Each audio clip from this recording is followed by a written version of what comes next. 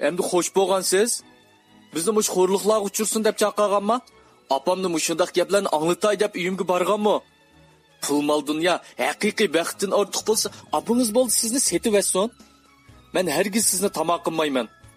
Mal dunyo sizning apingiz uchun birinchi o'rinda bo'lsa, men uchun sop muhabbat birinchi o'rinda turadi. O nakas! Sen meni vayron qilding. Men o'lsam seni hergiz kechirmayman. Men ölmesem qandaq yaşayman. Xalqlarning yuziga qandaq qarayman. Meni deb Hamidmi azar yedi. Ata-onamning beshi kishilarning oldida pas bo'ldi. Shuning uchun men o'lsamla ular azobdan biroqli qutuladi. Sizmi murodingizga yetasiz.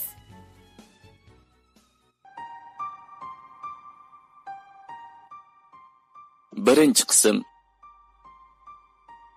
Men haqiqiy baxtning nimaligini bildim. Yo'ldoshim ham balam men uchun eng cho'ng baxtgan emasmi? Ilgari men dadam opamning mening taqdirimni bunchalik o'zgartib etishini o'ylab boqmagan edim. Asli dadam opamning mening to'y ishimni o'rlashtirishi xato emaskan. Men atay ulardan og'irnib shiribdiman. Men bu ishlarni menga unutib qolmayman. To'liq o'tir maktabda o'qiyotgan chog'imda bir yigitni yaxshi ko'rib qoldim.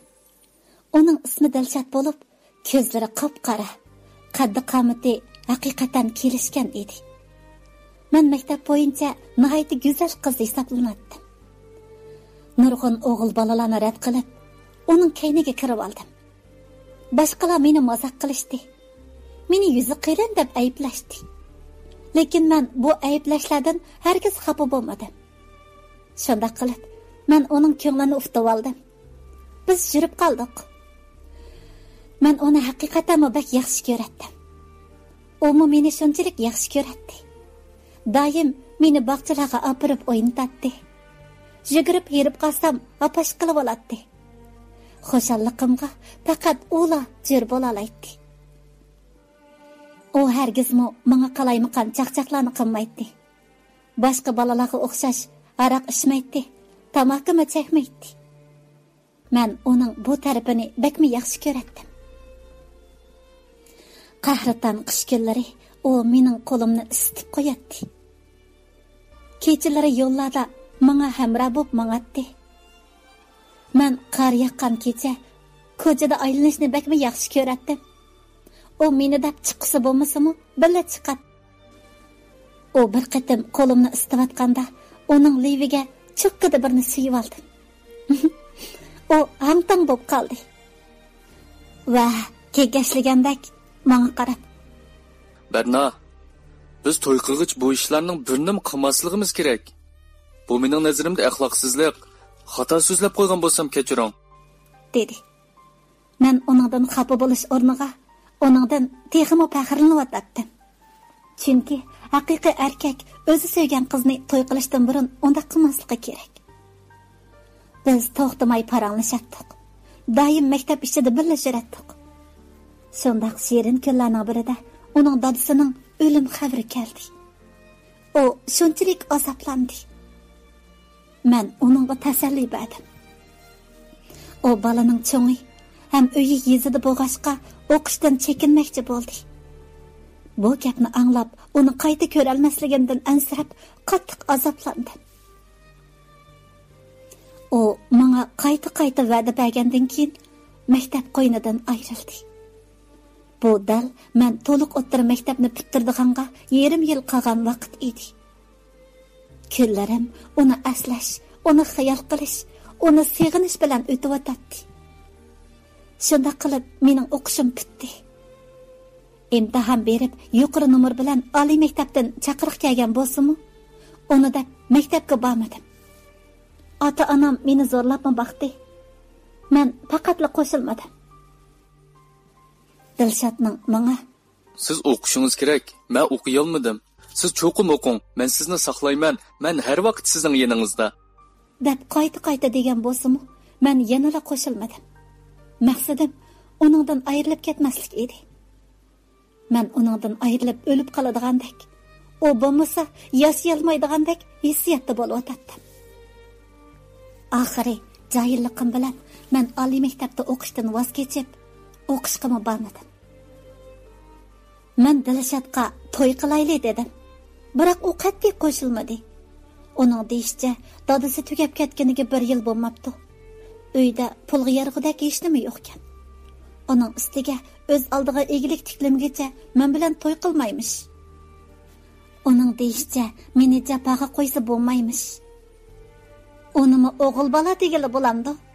Menda go'zal, tanmas bir qiz uningga to'y taklifi qo'ysa, keniga tatmay darhol ma'qul deyish kerakdi. Acaba u meni nima ko'rib qoldi ekan? Shu ishdan keyin uningga to'y to'g'riliq gap qilmadim.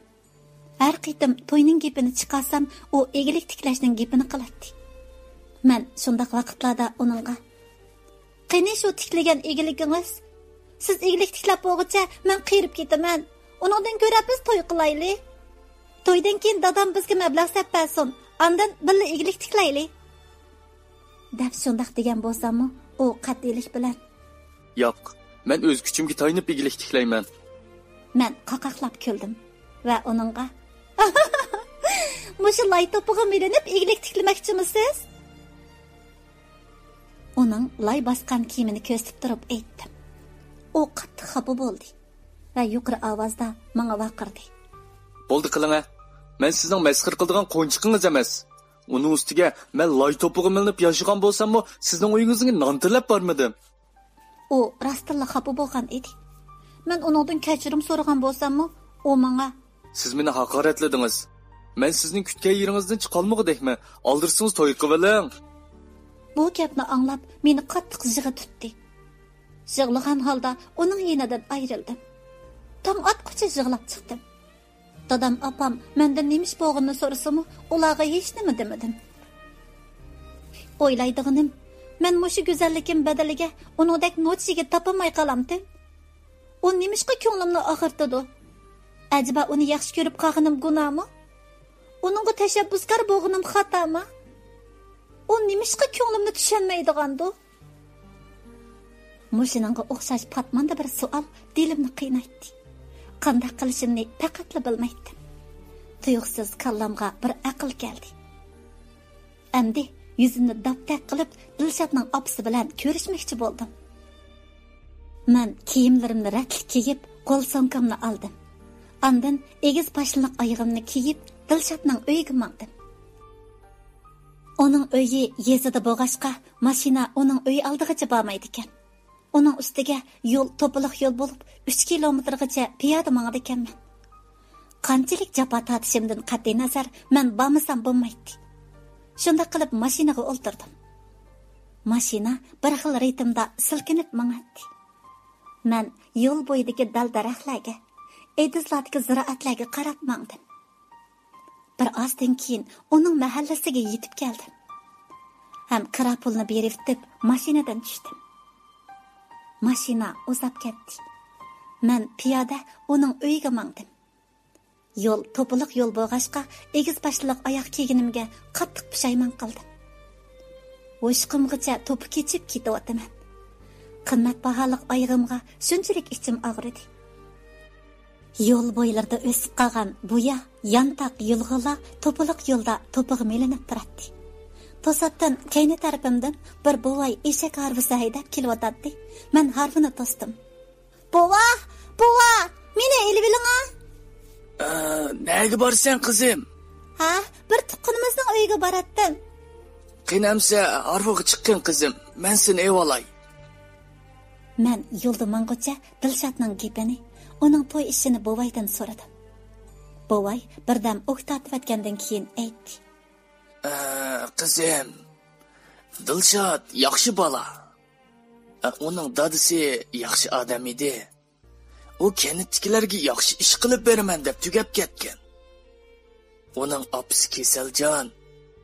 Uning bir inisi, bir singlisi bor. Ular boshlang'uchda o'qiydi. O dadasi bitirib bo'lolmagan ishni davomlashtiryotdi." "U qanday ish bo'la?" Onun qilayotgan ishi bo'lsa, quduq ko'lab har bir oylik suzuk suv ekirishni maqsad qilgan ish. Men uningdan faxrlanaman. Men bu gaplarni anglab, uni masxara qilganimga qattiq pushaymon qildim. Buvay meni bir uyning oldiga kelganda tushirib qo'ydi. Men buvayga rahmat aytdim. Buvay uzab ketganda bo'lsa, bu uyning sirtidan qaradim. Darvoza yonida yo'g'on bir tip so'gat soyi tashlab turgan. Soyi ostida tonir silingan. Darvoza bo'lsa, yog'ochdan oddiy qilib yasalgan edi. Men darvozani ochib, o'ylaga kirdim. O'ylada chichi ushtak oqargan, chiroyi ancha qiri hisoblanmaydigan bir ayol kir yuyib o'ltiradi. Men u ayol bilan qizg'in salomlashdim. O birdamda dasturxon rastlab, oldimga bug'doy neni, qansagan choy rasladi. Bog'dan meva olib chiqib, dasturxonga qo'ydi. Men choy ichgach, bu uyga sap soldim. Uy kesak tomdan silingan bo'lib, oddiyla saramjonlashtirilgan edi. Men uningdan Dilshod to'g'riliq so'radim. "Hada, Dilshodni qachon o'ylaysiz?" Ustimda so'ralgan bu savoldan u hang-tang bo'lib qoldi. Va menga qarab mundaq dedi. "Asli uni oliy maktabda o'qitqim batdi. Biroq dadasi rahmatlik baldur ketib qoldi. Uning to'yini qilib qo'yalg'idek iqtisod hozir menda yo'q. Bir yil tirishib, etizdagi ziroatni sassak, uyda barini ishlatib, tuqqanlarning qizidan birani olib berib, uylik o'chaqlik qilib qo'yaman. Andin uningdan bo'lak ikki bolamni ko'zimning ochiqida oxirgacha o'qisam, shuning o'zi kifoya. Biroq Dilshod bir qizni intayin yaxshi ko'radi. U qizmi uni intayin yaxshi ko'radi. Hada, u qizning uyga elchi avatdim. U qiz kim? U qiz men bo'laman. U hayron qoldi va menga, "Qizim, siz qayerdan keldingiz? Ismingiz nima?" "Ismim Barna, men shahardan keldim."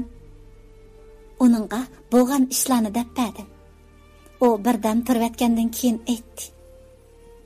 "Qizim, to'y umrlik ish. Uning ustiga o Dilshod bilan sizning ishingiz emas, balki ikki oilaning ishi. Bu ishga yolg'iz qaror chiqarmaysiz. Ota-onangiz qo'shilamdi, avval maslahat siling. Xotirjam bo'ling, ota-onam mening gapimni jirmaydi. Bu ishda ular mening og'zimga qaraydi. Shanba kuni ota-onam orom oladi. Shu chaqda uyimizga elchilikka keling. Dilshodni birga bosin." Men shunday dedim-da, xo'shlashib mangdim. U menga elchilikka boradigan bo'lib va'da berdi. Men qaytib kelib, shanba kunining tezroq kelishini kutdim. Kunlarim shu kunni kutish bilan o'tdi. Bugun shanba. Men kutgan kun oxiri yetib keldi. Men oddiylik g'irim qilib opamga dedim. "Apa, bugun uyga mehmon keladi. Shunga tamoq tayyorlanib qo'yg'ina." "Ha, do'stlaring kelamdi, qizim." "Ha-a," dedim-da, ortiq gap qilmadim. Opam pologa tayyorlik qildi. Dilshod mening uyimni burilib eladi. Oxiri soat 10lardan oshganda eshik qo'ng'irg'i jiringladi. Yugurib berib eshikni ochdim. Eshikning oldida Dilshodning opasi bilan Dilshod turadi. Dilshodning opasi shiping duxovidan putunbal ko'ynak kiyib olgan. Yog'liqini yarashtirib chiqqan edi.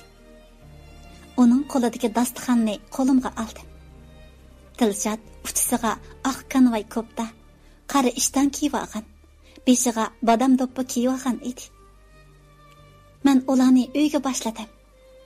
Ota-onam hayron qilib, ularni uyga boshladi.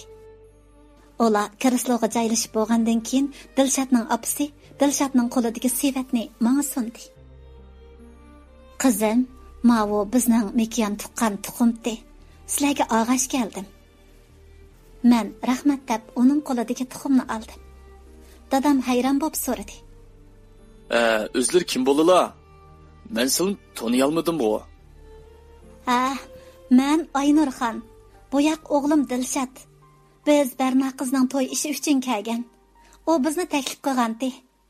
Men o'g'lim uchun qizlari Barnani so'rab keldim. O'g'lingiz nada ishlaydi? Aldirab so'radi opam. O'g'lim dehqon. Dadasi baldırla tugab ketib, oliy maktabdami o'qitammadim. Nima? Siz oyda qizimni bir qor qo'saq dehqonga olib beramsiz, dehi? Opam to'xtamay so'zlab o'tadi. Men o'lsam qo'shilmayman. O'g'lingizning mashinasi bormi? O'z oldiga olgan uyi bormi? Muqim bir xizmati bormi? Eng asoslisi qizimni baxtli qilgudek iqtidori bormi? Men-chu hargiz qo'shilmayman. Gaping tugdimi, opa? Men Dilshodni bak yaxshi ko'raman. Yig'lab turib bu gapni oram deyaladim. Opam achchig'ida meni bir shapaloq urdi va qattiq ovozda vaqirdi. Nima? Yaxshi ko'raman. Meni atay mushu qasmoqlarga tamoq etkizib, yana meni ayblab o'tamsan. Sen bizni o'ylab baqdingmi, qizim? Qizingiz kim bilan to'y qildi desa, men nim deb javob beraman. O'zak so'z taqalsa, men qanday qilaman? Bu da 100. Sen uchun qanchalik pul chiqim qila oladi? To'y oddiy bo'lib qolsa, men yuzimni qanday ko'tarib yuraman el jamoat oldida? Bo'ldi qiling. Opam ikkimiz qasmoq emas. Menmi da 100 emas. Endi tilingizni boshqarib oling ada. Dilshod opamga mush gaplarni qildi. Sen qizim uchun qanchalik to'yliq olib kelding? Opam shunday so'radi. Dilshod tamkinlik bilan. 5000 koy olib keldim. 5000 koy? 5000 koy pul nimaga yetadi? Qizim uchun 100 gram seriq oltin, 5 qurdan har fasllik kiyim, yana oyoq, 500 kishilik restoran jo'si, 10 qo'y, 300 kilo kala go'shi, 100 kilo sumay, 10 xalta guruch, to'y ko'chirish uchun 5 avtobus, 20 kichik mashina ketadi. Bularni sen qila olamding? Sen yalangtosh qalandalardan hech nima chiqmaydi. Voy tezroq bu yerdan yo'qolish. Dilshodning opasi qattiq xo'rliq es qilib, to'xtamay yig'lab o'tadi. Dadam hech bo'lmagandek hujraga kirib ketdi. Dilshod menga qattiq vaqirdi. Endi xo'sh bo'lgansiz? Bizni mush xo'rliqlarga uchursin deb chaqirganmi? Opamni mushundaq gaplarni anglatay deb uyimga borganmi? Pul mol dunyo haqiqiy baxtdan ortiq bo'lsa, opangiz bo'ldi sizni setib etsin. Men hargiz sizni tamoq qilmayman. Mal dunyo sizning opangiz uchun birinchi o'rinda bo'lsa, men uchun sop muhabbat birinchi o'rinda turadi. Yo'qolisha, bu qalandan divonalar. Opam shundoq dedi. Dilshod bo'lsa, opamga nafratlik tikilib, og'zingizni boshqarib oling ada. Bo'lmasa yuz xotir qilmayman jumo. Qo'g'limisingizmi hozirlik ketime. Dilshod shundoq debla opasini yetlab chiqib ketmoqchi bo'ldi. Dilshodning opasi chiqib ketmoqchi bo'lganda menga "Qani qizim, sizning dadam opam gapimni jirmaydi deganingiz" degandek qaradi. Men xijilchilikda yerga kirib ketgandek bo'lib o'tdi. Ular ketdi. Men hujramga kirib qattiq yig'lab o'tdim. Ikkinchi qism. Arliqdan uzoq o'tmay dadam hujraga kirdi va menga "Qizim, bo'ldi yig'lama. Sen uni rostli yaxshi ko'ramsa, men qarasamgo vafodor, obdan boladek qiladi. Biroq sening yez turmushing ko'nalmasligingdan, jafo tortib qilishingdan ansiraymiz qizim. Agar u seni haqiqiy yaxshi ko'rsa, shaharga kelsin. Men uyab beray, muvofiq xizmatni tep beray. Senmi xizmat top, to'ydan keyin ikkinglar ishlasanglar, qaynonang sizlarning kirlaringlarni yo'yib, tamoqinglarni etib bersa yaxshi emasmi? Men opangni o'zim qoyil qilaman." Dadamning bu so'zlarini anglab, menda ishonch paydo bo'ldi. Oshxonaga chiqib, opamga aytdim. "Apu, tamoq pishdimi? Qo'zig'im bek yetib ketdi." Opam menga chekchiyib qarab qo'yib, gapmi qilmay leganga polo ustidi. Biz birlikda tamoq yedik. Tamoq arliqida opammi, dadammi bir eg'izmi gap qilmadi. Tamoq yeyilib bo'lgandan keyin opam gap boshladi. "Barna, Seni nima desem bo'la? O'ylagan siri menimdan tutun chiqib ketyotdi desa. Senda aql bormi yo'q? Sahrolik to'mpaylarni nima qiladigan sen deyman. Bu gaplarni anglagan dadam so'z qatdi. Voy, ma gapni ko'ring. İlgiri menmi sahrolik to'mpay edim. Sizlar o'zlari uyimga kunni 5 vaqt berib olib, men ap qo'ygan jumusizlar? Osh, men hozirgi gapni da'vatdaman. Meni esil yuradigan shaharlik yigitlar samandek tug'an yerda bir sahrolik to'mpayni nima qildigando? Tashlavat uni. Men bo'sh ovozda dedim. Yo'q, oppa, uni qilmayman. U yaxshi yigit. Men uni yaxshi ko'raman. U sen uchun nima qilib beralaydi? Sening hamma narsangni talqib beralamda. Bo'ldi qil, mush yerda to'xtab qol.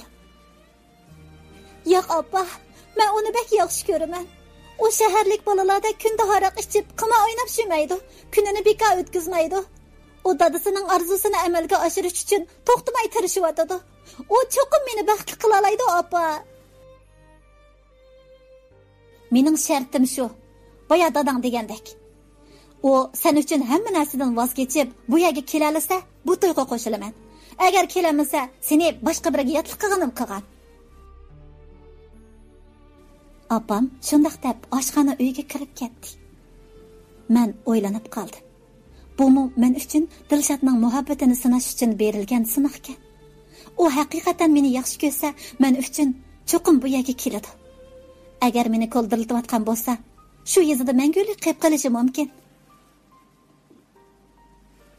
Shunda qilib, erta dadam opamning fikrlarini uningga deyish uchun yeziga berishga tayyorlik qilib, qachonlarda uxlab qolganligimni bilolmayli qoldim.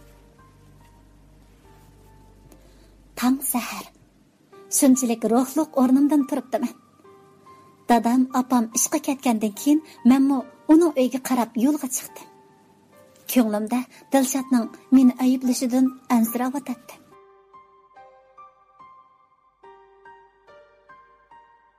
Men yana eliqi to'piliq yo'ldan o'tib piyoda Dilshodning uyiga keldim. Uyga kirganimda Dilshodning opasi meni ko'rib baxushal bo'ldi. Oldimga yana burunqidek choy qo'ydi. Men kelish maqsadimni o'dalla aytdim.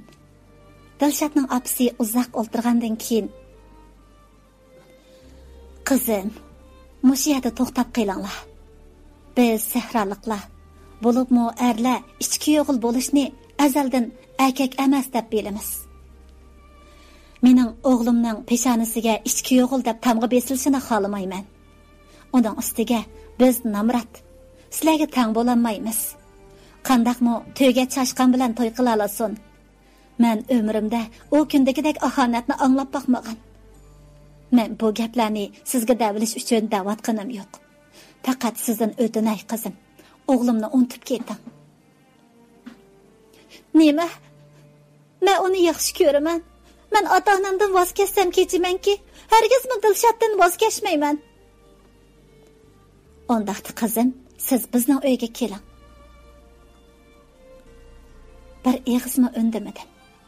U birdan turib ketgandan keyin: "Siz og'zingizda undaq degan bilan, amaliyotda ota-onadan tangan farzandni menmo uyga kirgizmayman.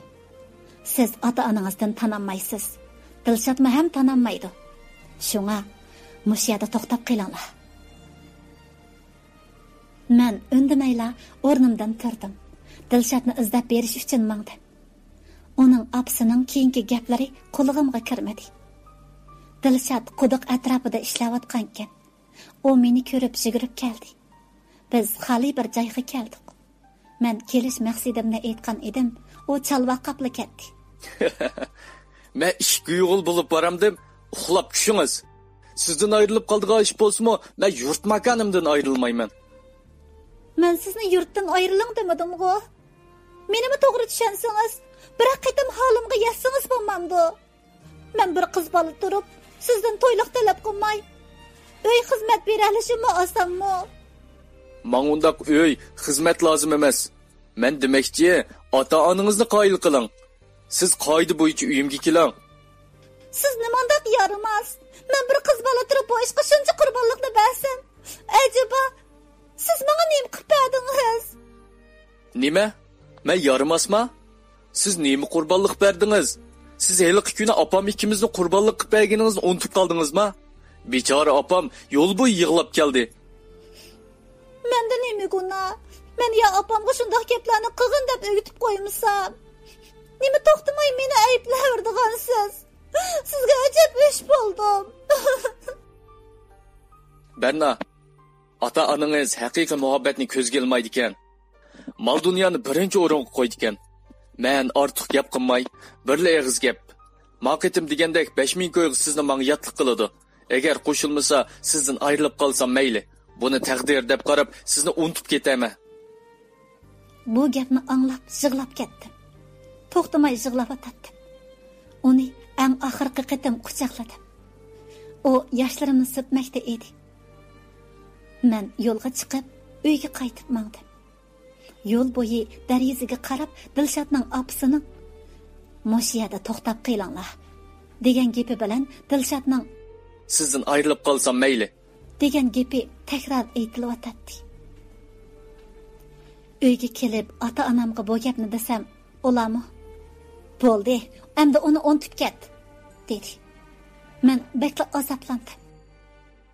Mushundaqla unutib ketishimdan bekmo afsuslandim. Shundoq qilib kunlar o'taverdi. Men qanday qilishimni bilmay yurgan kunlarda dadamning idorasida ishlaydigan birisi o'g'liga meni so'rab elchi kirgizdi. Men qat'iy qo'shilmadim. Ota-onammo mening ra'yimga baqdi. Men Dilshodni talay qatam izlab borsammi, hech unumi bo'lmayotdi. Ba'zida uning meni yaxshi ko'rdiganligidan gumonlanib qoladi. Oxiri Dilshod bilan eng oxirgi qatam ko'rishdim. Meni yaxshi ko'ramsiz? Berna, bilasiz-ku? O'z og'zingiz bilan dang. Sizni yaxshi ko'rma.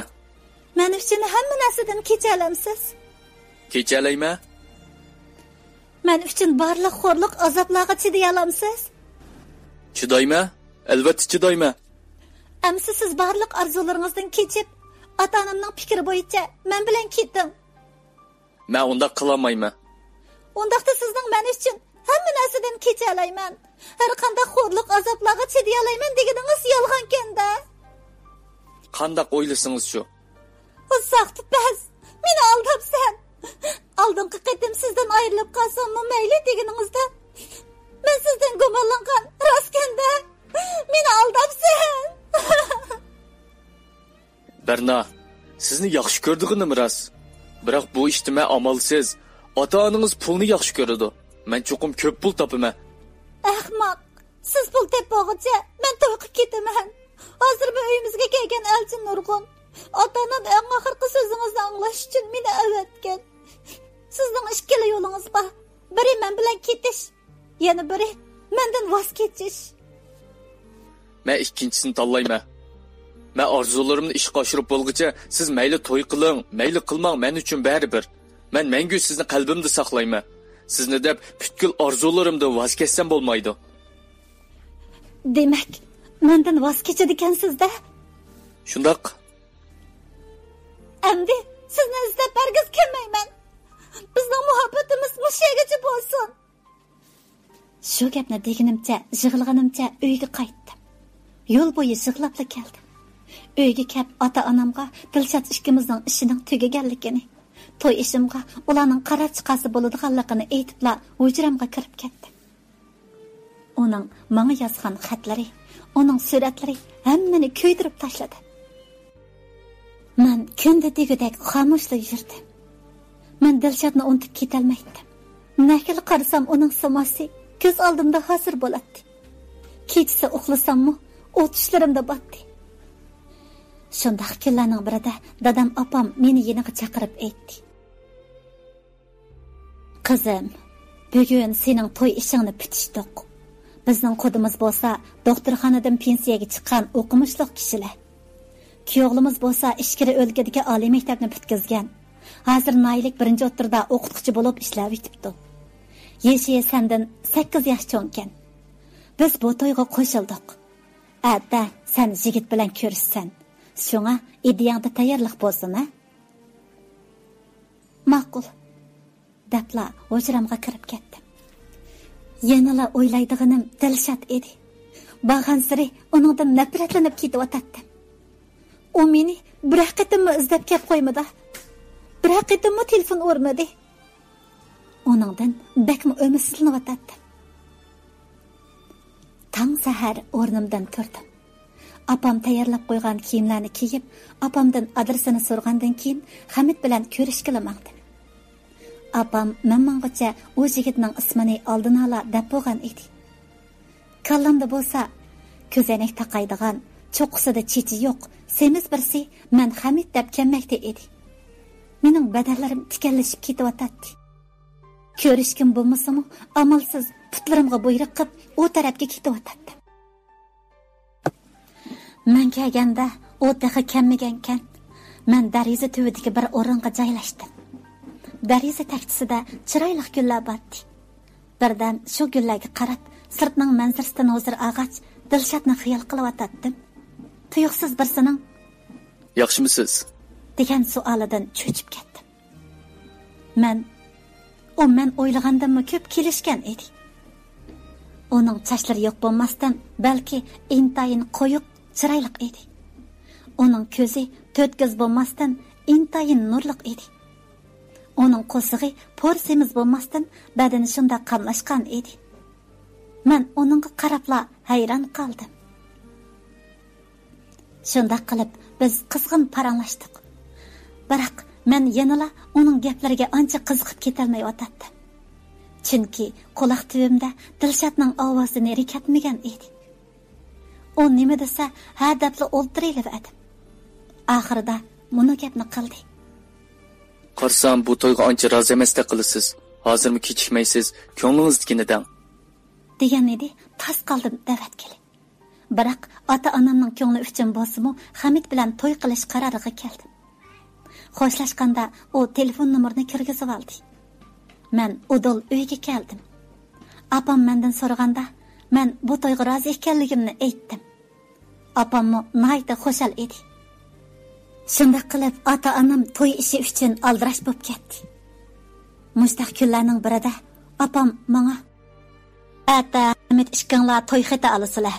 Shunga ideyangda tayyorlik bo'lsin." Men ma'qul dedim. Ko'nglim bir xil yerim bo'layotdi. Men eng oxirgi qitim Dilshodni yana izlab bormoqchi bo'ldim. Yana shu tunish to'piliq yo'l. Asta-asta qadamlarim bilan Dilshodning uyiga yaqinlab keldim. Uyda yana shu Dilshodning opasi bor edi. U yana burunqidakla qizg'in muomala qilib, oldimga qansag'an choy rasladi. Men kelish maqsadimni udilla aytdim. Men bir bilan qo'yxata aql borman. Eng oxirgi qitim sizlarni ko'rib olish uchun keldim.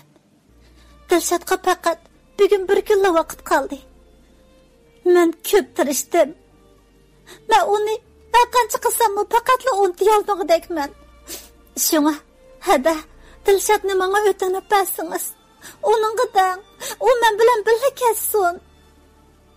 Qizim, men unda qilmayman. O'g'limning ichki o'g'il bo'lib berib, ota-onangizning oldida yerga qarab qilishini xohlamayman. Uning ustiga ota-onangiz qo'shilmagan ishga menmi qo'shilamayman. Lekin siz Dilshod bilan bir ko'rishing. Agar u ketishni xohlasa, menmi uni tutib olmayman. Men ortiq gap qilmay u yerdan yinib chiqdim. Quduq atrofiga berib Dilshodni izladim. Uni oxiri topdim. U quduq atrofida ishlayotgan ekan. U meni ko'ribla yenimga keldi. Biz xali bir joyni tepib paranglashdik. Men ata boshqa biri bilan to'y qita og'il boraman. Sizni eng oxirgi qitim ko'rib olish va eng oxirgi qitim sizlaringizni anglash uchun keldim. Endi bu fursat qaytib kelmaydi. Dilshod, siz men bilan birga ketding. Ota-onamga men o'zim tushundiraman. Bu sizning eng oxirgi fursatingiz. Yo'q, men ketolmayman. Men tek ishlarim tugitib bo'lolmadim. Endi unimasangiz, men haqning bo'lib ketaman, ahmoq. Biroq men sizni intayin yaxshi ko'raman. Sizdan ayrilib qolg'im yo'q. Siz bizning uyga qaytib keling. Men sizni qarshi olaman. Yo'q, bo'lmaydi. Men undaq qilmayman. Bizga hozir ikki yo'l bor. Biri siz men bilan birga ketasiz. Yana biri mening boshqalarning bo'lib ketishimga yo'l ochib berasiz. Tez bir qarorga keling. Dilshod, endi vaqt qolmadi. Berna, men ketolmayman. Men bilan birga ketmadingiz deb og'rinsingizmi mayli? Boshqa bir bilan to'y qilsingizmi mayli? Lekin men sizni chin, haqiqiy yaxshi ko'rgan. Biroq ba'zi ishlar biz o'ylagandek bo'lmaydi ekan. Baxtli bo'ling Berna. Men faqat sizga mush so'zni hadiya qila olaman. Meni kechiring. O shundaq debla yig'lab ketdi. Men uni quchoqlab qattiq yig'ladim. O ish o'rniga ketgili manganda uning orqasidan qattiq vaqirdim.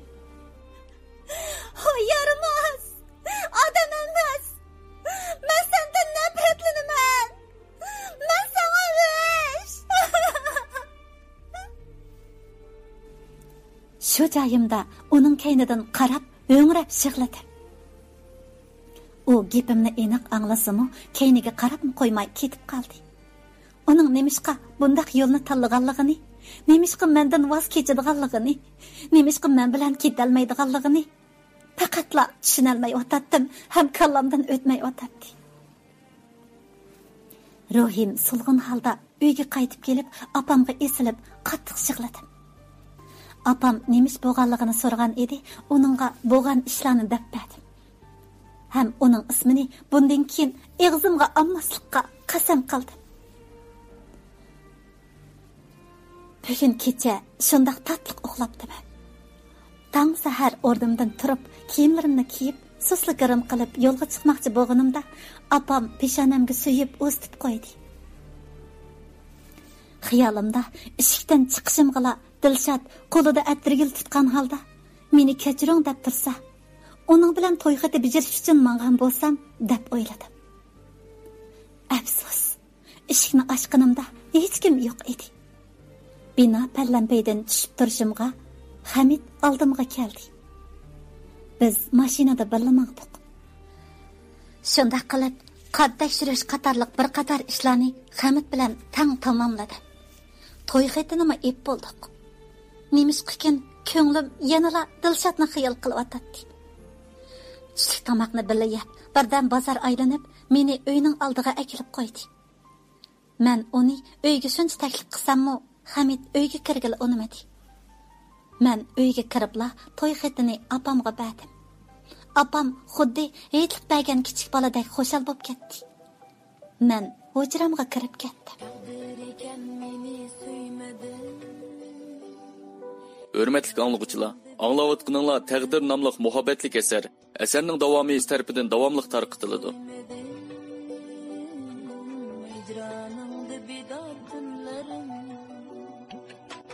Melhem berip kalpke kelmedi.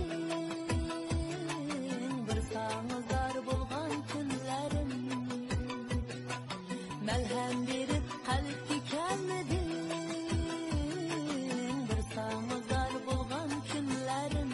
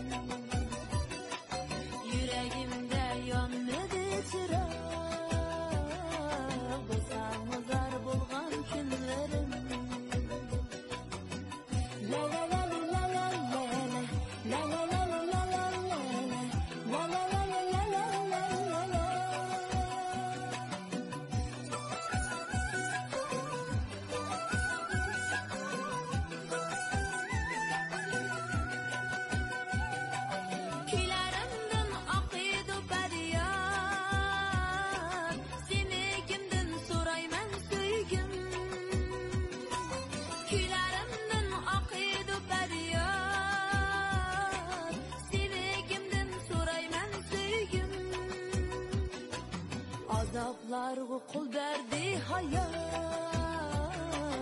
bir sağızar bulgan günlerim. Azaplarga qul berdi hayat,